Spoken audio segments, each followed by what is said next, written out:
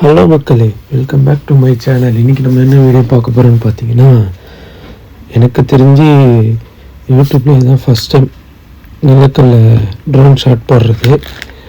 நம்ம ஃபுல்லாக எடுக்க முடியல.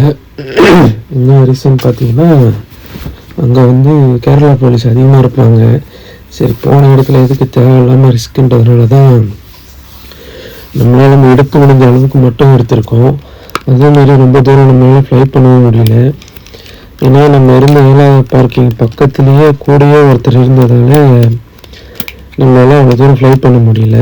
ஸோ முடிஞ்ச வரை கவர் பண்ணியிருக்கேன், பார்த்துக்கோங்க.